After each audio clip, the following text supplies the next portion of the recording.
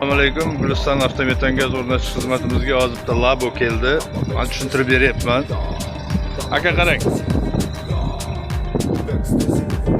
Mana hozir Labo, Laboni oddiy orqasiga qo'yaman desangiz, mana bu joyiga.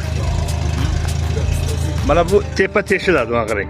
Tepa teshilib, oddiy Damas'ga qo'yilgandek qo'yiladi. 2.400.000 qilib beramiz. Mana shu holatida.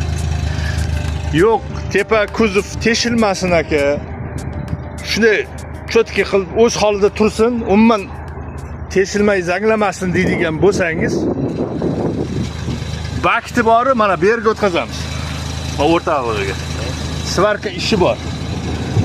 Buni o'rniga 65 tushadi keyin.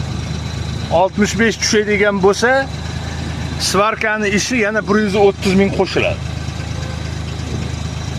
Agar глушительni chiqaraman alohida deydigan bo'lsangiz, alohida chiqaraman desa yana 50.000 qo'shiladi. U svarkachining ishi.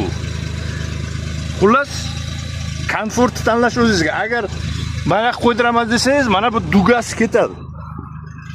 Mana duga ham olib tashaladi. Lekin bitta narsani tushuning, zapaskaga o'rin qolmaydi, bu yoqqa qo'ysangiz. Zapaska qo'yadigan joyingiz bo'lmaydi. Agar boyaginda bu yoqqa o'tkazib, o'sha kakishli boyagi svarka ishi bilan bakni bu yoqqa ko'chirib o'ringa qo'yadigan bo'lsangiz, buni orqasidan zapaska balon ilinadigan qilib beramiz. Orqasidan zapaska balon tushadi. Hammasi komfortli bo'ladi. Endi bu yoq o'zingizga bog'liqda. Yo'q. Umid aka, mana yerga bir ikkita 30 talikni orasiga tiqib bering deydigan bo'lsangiz, 3.700.000 ga qo'yib beramiz. Ikkita 30 talik tushadi, bak hammasi mana joy-joyida turadi. Tushundingiz-a?